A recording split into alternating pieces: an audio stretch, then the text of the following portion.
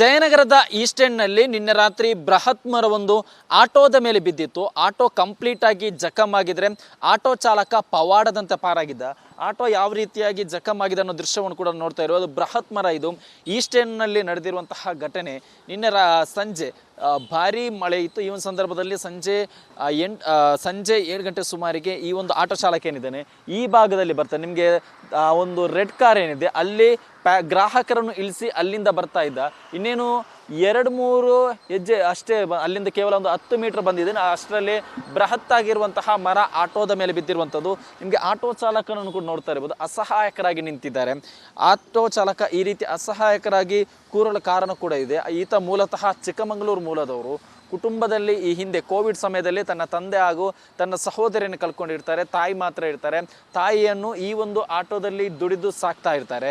But ದುರಾದೃಷ್ಟವಶಾತ್ ಏನಂದರೆ ಬೆಂಗಳೂರಿಗೆ ಕೆಲಸ ಅರಸಿ ಬಂದಂತಹ ಈತನ ಬಂದು 4 ದಿನದಲ್ಲಿ ಈ ರೀತಿ ಅವಾಂತರ ಆಗಿರುವಂಥದ್ದು. ಮತ್ತೊಂದು ಬೇಜಾರಿನ ವಿಚಾರ ಏನಂದರೆ ಆಟೋ ಚಾಲಕನಿಗೆ ಯಾವುದೇ ರೀತಿ ಮನೆ ಇಲ್ಲ ಬೆಂಗಳೂರಿನಲ್ಲಿ. ತನ್ನ ಆಟೋದಲ್ಲೇ ನಿತ್ಯವೂ ರಾತ್ರಿ ಮಲಗ್ತಾ ಇದ್ದ. ಬಟ್ ನಿನ್ನೆ ಈ ರೀತಿ ಘಟನೆ ಆಗಿರೋದ್ರಿಂದ ಆತ ಬೀದಿಯಲ್ಲೇ ಮಲಗಿರ್ತಾರೆ. ಈ ಬಗ್ಗೆ ಆಟೋ ಚಾಲಕರಿದೆ, ಅವ್ರನ್ನ ಕೂಡ ಮಾತನಾಡಿಸ್ಕೊಂಡು ಹೋಗೋಣ. ಸರ್, ಏನಾಯಿತು ನಿನ್ನೆ ಅಂತ? ಸರ್, ಅಲ್ಲಿ ಡ್ರಾಪ್ ಮಾಡಿ ಬರ್ತಾಯಿದ್ದೆ ಸರ್. ನಾನು ಮುಂದೆ ಅಷ್ಟೇ ಬಂದಿರೋದು. ತಕ್ ಅಂತ ಮರ ಬಿದ್ದುಬಿಟ್ಟಿದ್ದೆ ಸರ್. 10 ನಿಮಿಷ ಅಲ್ಲೇ ಆಟೋದಲ್ಲೇ ಇದ್ದೆ ನಾನು. ಮತ್ತು ನೋಡಿದ್ರೆ ಮತ್ತು ಎಲ್ಲರೂ ಆಟೋದನ್ನು ಹೋಗ್ಬಿಟ್ಟ ಅಂತ ಹೇಳಿದ್ರು. ಮತ್ತು ನಾನು ಬದುಕಿದ್ದೀನಿ ಅಂತ ಕೈಯೆಲ್ಲ ಅಲ್ಲಾಡಿಸಿ ಆಮೇಲೆ ಆಚೆ ಬಂದರೆ ಫುಲ್ಲು ಕರೆಂಟು ವೈರೆಲ್ಲ ಇತ್ತು ಸರ್. ಮತ್ತು ಯಾರೂ ಬಂದಿಲ್ಲ ಮುಂದೆ. ನಾನೇ ಹಾರಿ ಕೆಳಗೆ ಬಂದುಬಿಟ್ಟೆ ಸರ್ ಆಚೆ. ಮತ್ತು ಈ ಕೈಯೆಲ್ಲ ಫುಲ್ಲು 24 ಸ್ಟಿಚ್ ಹಾಕಿದ್ದಾರೆ ಸರ್ ಕೈಯಲ್ಲಿ. ಈ ತಲೆಯೆಲ್ಲ ದಪ್ಪ ಆಗಿಬಿಟ್ಟಿದೆ ಸರ್. ಐ ಸಿಕ್ಕಿ ಸ್ವಲ್ಪ ಇದಾಗಿರೋದು. ಕಾಲೆಲ್ಲ ಫುಲ್ ಏಟಾಗಿದೆ ಸರ್. ಏನೋ ಒಂದು ಪುಣ್ಯ ಸರ್ ನಾನು ಬದುಕಿರೋದು. ಪ್ರಾಪರ್ ಎಲ್ಲಿ ಅವ್ರು ಸರ್ ನೀವು? ನಾವು ಪ್ರಾಪರ್ ಚಿಕ್ಕಮಂಗ್ಳೂರು ಸರ್, ಬಾಲೆಹಂದೂರು ಅಂತ ಊರು. ಅಲ್ಲಿದ್ದು. ಮನೆಯಲ್ಲಿ ಯಾರ್ಯಾರಿದ್ದಾರೆ? ನಮ್ಮ ಅಮ್ಮ ಒಬ್ಬರೇ ಇದ್ದಾರೆ ಸರ್. ಅವರೆಲ್ಲ ತಂದೆ ಎಲ್ಲ ತಿರ್ಕೊಂಡಿದ್ದಾರೆ ಸರ್ ಕೋವಿಡಲ್ಲಿ. ನಮ್ಮ ತಂದೆ, ನಮ್ಮ ಚಿಕ್ಕಪ್ಪ, ದೊಡ್ಡ ನಮ್ಮದು ಅಂಕಲ್ಲು, ತುಂಬ ಜನ, ಒಂದು ಅಮ್ಮ ಅಂದರೆ ಒಂದು 5-6 ಜನ ತೀರ್ಕೊಂಡ್ಬಿಟ್ಟಿದ್ದಾರೆ ಸರ್ ಕೋವಿಡಲ್ಲಿ. ಸರ್, ನಿನ್ನೆ ನೀವೆಲ್ಲಿ ಮಲಗಿದ್ರಿ? ಏನಾಯ್ತು? ಇಲ್ಲೇ ಮಲಗಿದ್ದೆ ಸರ್ ನಾನು. ಯಾಕೆ ಬೆಂಗಳೂರಲ್ಲಿ ರೂಮ್ ಇಲ್ಲ, ಆಟೋದಲ್ಲೇ ಮಲಗೋದು ಸರ್ ನಾನು. ರೂಮ್ ಮಾಡಬೇಕಂತ ಇದ್ದೆ. ಪಾಪ ಕಾಸಿಗೆ ಪ್ರಾಬ್ಲಮ್ ಆಗಿಬಿಟ್ಟಿತ್ತು. ಅದಕ್ಕೆ ಅಡ್ವಾನ್ಸ್ಗೆ ಕಾಸಿಲ್ಲ ಅಂದ್ಬಿಟ್ಟು ಆಟೋದಲ್ಲಿ ಸ್ವಲ್ಪ ಕಾಸು ಮಾಡಿ ಮನೆ ಮಾಡೋಣ ಅಂತ ಇದ್ದೆ ಸರ್.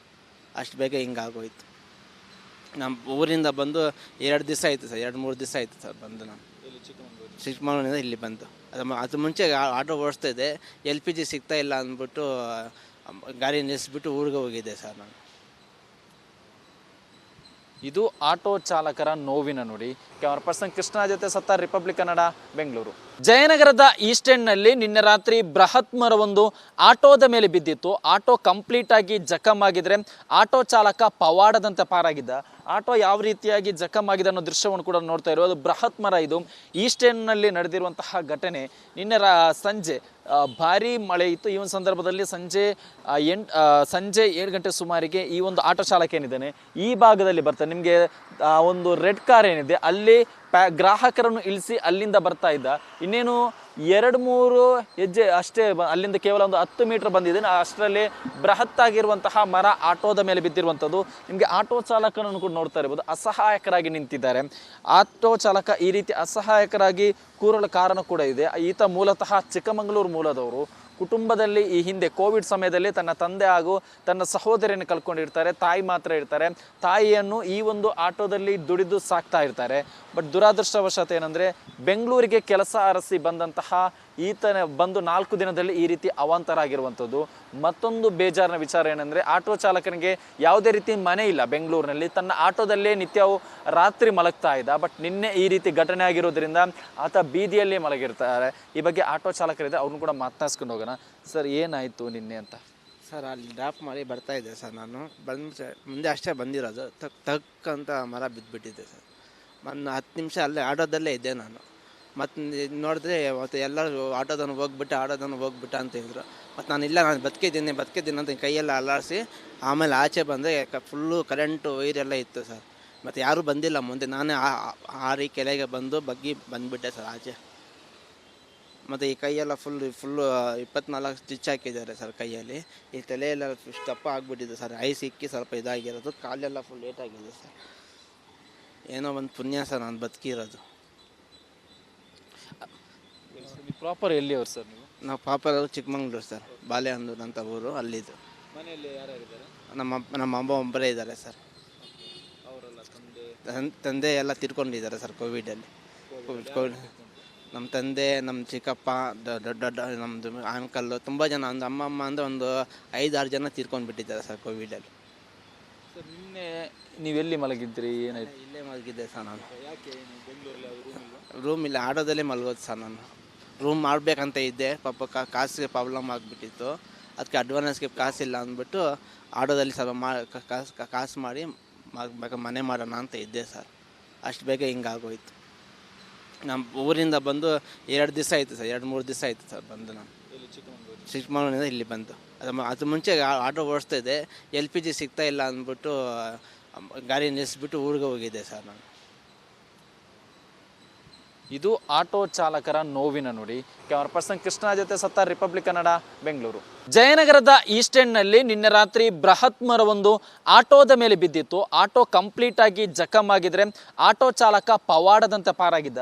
ಆಟೋ ಯಾವ ರೀತಿಯಾಗಿ ಜಖಮ್ ಆಗಿದೆ ಅನ್ನೋ ದೃಶ್ಯವನ್ನು ಕೂಡ ನೋಡ್ತಾ ಇರೋದು. ಬೃಹತ್ ಮರ ಇದು. ಈಸ್ಟ್ ಎಂಡ್ನಲ್ಲಿ ನಡೆದಿರುವಂತಹ ಘಟನೆ. ನಿನ್ನೆ ಸಂಜೆ ಭಾರೀ ಮಳೆ ಇತ್ತು. ಈ ಒಂದು ಸಂದರ್ಭದಲ್ಲಿ ಸಂಜೆ 7 ಗಂಟೆ ಸುಮಾರಿಗೆ ಈ ಒಂದು ಆಟೋ ಚಾಲಕ ಏನಿದ್ದಾನೆ ಈ ಭಾಗದಲ್ಲಿ ಬರ್ತಾನೆ. ನಿಮಗೆ ಒಂದು ರೆಡ್ ಕಾರ್ ಏನಿದೆ ಅಲ್ಲಿ ಗ್ರಾಹಕರನ್ನು ಇಳಿಸಿ ಅಲ್ಲಿಂದ ಬರ್ತಾ ಇದ್ದ. ಇನ್ನೇನು 2-3 ಹೆಜ್ಜೆ ಅಷ್ಟೇ, ಅಲ್ಲಿಂದ ಕೇವಲ ಒಂದು 10 ಮೀಟರ್ ಬಂದಿದ್ದೇನೆ. ಅಷ್ಟರಲ್ಲಿ ಬೃಹತ್ ಆಗಿರುವಂತಹ ಮರ ಆಟೋದ ಮೇಲೆ ಬಿದ್ದಿರುವಂಥದ್ದು. ನಿಮಗೆ ಆಟೋ ಚಾಲಕನನ್ನು ಕೂಡ ನೋಡ್ತಾ ಇರ್ಬೋದು, ಅಸಹಾಯಕರಾಗಿ ನಿಂತಿದ್ದಾರೆ. ಆಟೋ ಚಾಲಕ ಈ ರೀತಿ ಅಸಹಾಯಕರಾಗಿ ಕೂರಲು ಕಾರಣ ಕೂಡ ಇದೆ. ಈತ ಮೂಲತಃ ಚಿಕ್ಕಮಗಳೂರು ಮೂಲದವರು. ಕುಟುಂಬದಲ್ಲಿ ಈ ಹಿಂದೆ ಕೋವಿಡ್ ಸಮಯದಲ್ಲಿ ತನ್ನ ತಂದೆ ಹಾಗೂ ತನ್ನ ಸಹೋದರಿಯನ್ನು ಕಳ್ಕೊಂಡಿರ್ತಾರೆ. ತಾಯಿ ಮಾತ್ರ ಇರ್ತಾರೆ. ತಾಯಿಯನ್ನು ಈ ಒಂದು ಆಟೋದಲ್ಲಿ ದುಡಿದು ಸಾಕ್ತಾ ಇರ್ತಾರೆ. ಬಟ್ ದುರಾದೃಷ್ಟವಶಾತ್ ಏನಂದರೆ ಬೆಂಗಳೂರಿಗೆ ಕೆಲಸ ಅರಸಿ ಬಂದಂತಹ ಈತನ ಬಂದು 4 ದಿನದಲ್ಲಿ ಈ ರೀತಿ ಅವಾಂತರ ಆಗಿರುವಂಥದ್ದು. ಮತ್ತೊಂದು ಬೇಜಾರಿನ ವಿಚಾರ ಏನಂದರೆ ಆಟೋ ಚಾಲಕನಿಗೆ ಯಾವುದೇ ರೀತಿ ಮನೆ ಇಲ್ಲ ಬೆಂಗಳೂರಿನಲ್ಲಿ. ತನ್ನ ಆಟೋದಲ್ಲೇ ನಿತ್ಯವೂ ರಾತ್ರಿ ಮಲಗ್ತಾ ಇದ್ದ. ಬಟ್ ನಿನ್ನೆ ಈ ರೀತಿ ಘಟನೆ ಆಗಿರೋದ್ರಿಂದ ಆತ ಬೀದಿಯಲ್ಲೇ ಮಲಗಿರ್ತಾರೆ. ಈ ಬಗ್ಗೆ ಆಟೋ ಚಾಲಕರಿದೆ, ಅವ್ರನ್ನ ಕೂಡ ಮಾತನಾಡ್ಸ್ಕೊಂಡು ಹೋಗೋಣ. ಸರ್ ಏನಾಯಿತು ನಿನ್ನೆ ಅಂತ? ಸರ್ ಅಲ್ಲಿ ಡ್ರಾಪ್ ಮಾಡಿ ಬರ್ತಾಯಿದ್ದೆ ಸರ್ ನಾನು. ಮುಂದೆ ಅಷ್ಟೇ ಬಂದಿರೋದು, ತಕ್ ಅಂತ ಮರ ಬಿದ್ದುಬಿಟ್ಟಿದ್ದೆ ಸರ್. 10 ನಿಮಿಷ ಅಲ್ಲೇ ಆಟೋದಲ್ಲೇ ಇದ್ದೆ ನಾನು. ಮತ್ತು ನೋಡಿದ್ರೆ ಅವತ್ತು ಎಲ್ಲರೂ ಆಟೋದನ್ನು ಹೋಗ್ಬಿಟ್ಟ ಅಂತ ಹೇಳಿದ್ರು. ಮತ್ತು ನಾನು ಬದುಕಿದ್ದೀನಿ ಅಂತ ಕೈಯೆಲ್ಲ ಅಲ್ಲಾಡಿಸಿ ಆಮೇಲೆ ಆಚೆ ಬಂದರೆ ಫುಲ್ಲು ಕರೆಂಟು ವೈರೆಲ್ಲ ಇತ್ತು ಸರ್. ಮತ್ತು ಯಾರೂ ಬಂದಿಲ್ಲ ಮುಂದೆ. ನಾನೇ ಹಾರಿ ಕೆಳಗೆ ಬಂದುಬಿಟ್ಟೆ ಸರ್ ಆಚೆ. ಮತ್ತು ಈ ಕೈಯೆಲ್ಲ ಫುಲ್ಲು 24 ಸ್ಟಿಚ್ ಹಾಕಿದ್ದಾರೆ ಸರ್ ಕೈಯಲ್ಲಿ. ಈ ತಲೆಯೆಲ್ಲ ದಪ್ಪ ಆಗಿಬಿಟ್ಟಿದೆ ಸರ್. ಐ ಸಿಕ್ಕಿ ಸ್ವಲ್ಪ ಇದಾಗಿರೋದು. ಕಾಲೆಲ್ಲ ಫುಲ್ ಲೇಟಾಗಿದೆ ಸರ್. ಏನೋ ಒಂದು ಪುಣ್ಯ ಸರ್ ನಾನು ಬದುಕಿರೋದು. ಪ್ರಾಪರ್ ಎಲ್ಲಿ ಅವ್ರು ಸರ್ ನೀವು? ನಾವು ಪಾಪರು ಚಿಕ್ಕಮಂಗ್ಳೂರು ಸರ್, ಬಾಳೆಹೊನ್ನೂರು ಅಂತ ಊರು, ಅಲ್ಲಿದ್ದು. ಮನೆಯಲ್ಲಿ ಯಾರ್ಯಾರಿದ್ದಾರೆ? ನಮ್ಮ ಅಮ್ಮ ಒಬ್ಬರೇ ಇದ್ದಾರೆ ಸರ್. ಅವರೆಲ್ಲ ತಂದೆ ಎಲ್ಲ ತೀರ್ಕೊಂಡಿದ್ದಾರೆ ಸರ್ ಕೋವಿಡಲ್ಲಿ. ಕೋವಿಡ್ ನಮ್ಮ ತಂದೆ, ನಮ್ಮ ಚಿಕ್ಕಪ್ಪ, ದೊಡ್ಡ ನಮ್ಮದು ಅಂಕಲ್ಲು, ತುಂಬ ಜನ, ಒಂದು ಅಮ್ಮಮ್ಮ ಅಂದರೆ ಒಂದು 5-6 ಜನ ತೀರ್ಕೊಂಡ್ಬಿಟ್ಟಿದ್ದಾರೆ ಸರ್ ಕೋವಿಡಲ್ಲಿ. ಸರ್ ನಿನ್ನೆ ನೀವೆಲ್ಲಿ ಮಲಗಿದ್ರಿ, ಏನಾಯ್ತು? ಇಲ್ಲೇ ಮಲಗಿದ್ದೆ ಸರ್ ನಾನು. ಯಾಕೆ ಬೆಂಗಳೂರಲ್ಲಿ ರೂಮ್ ಇಲ್ಲ, ಆಟೋದಲ್ಲೇ ಮಲಗೋದು ಸರ್ ನಾನು. ರೂಮ್ ಮಾಡಬೇಕಂತ ಇದ್ದೆ, ಪಾಪ ಕಾಸಿಗೆ ಪ್ರಾಬ್ಲಮ್ ಆಗಿಬಿಟ್ಟಿತ್ತು. ಅದಕ್ಕೆ ಅಡ್ವಾನ್ಸ್ಗೆ ಕಾಸಿಲ್ಲ ಅಂದ್ಬಿಟ್ಟು ಆಟೋದಲ್ಲಿ ಸ್ವಲ್ಪ ಕಾಸು ಮಾಡಿ ಮನೆ ಮಾಡೋಣ ಅಂತ ಇದ್ದೆ ಸರ್. ಅಷ್ಟು ಬೇಗ ಹಿಂಗಾಗೋಯ್ತು. ನಮ್ಮ ಊರಿಂದ ಬಂದು 2 ದಿವಸ ಆಯಿತು ಸರ್, 2-3 ದಿವಸ ಆಯಿತು ಸರ್ ಬಂದು. ನಾನು ಚಿಕ್ಕಮಗಳೂರಿಂದ ಇಲ್ಲಿ ಬಂದು ಅದು ಮುಂಚೆ ಆಟೋ ಓಡಿಸ್ತಾಯಿದ್ದೆ. LPG ಸಿಗ್ತಾ ಇಲ್ಲ ಅಂದ್ಬಿಟ್ಟು ಗಾಡಿ ನಿಲ್ಲಿಸ್ಬಿಟ್ಟು ಊರಿಗೆ ಹೋಗಿದ್ದೆ ಸರ್ ನಾನು. ಇದು ಆಟೋ ಚಾಲಕರ ನೋವಿನ ನುಡಿ.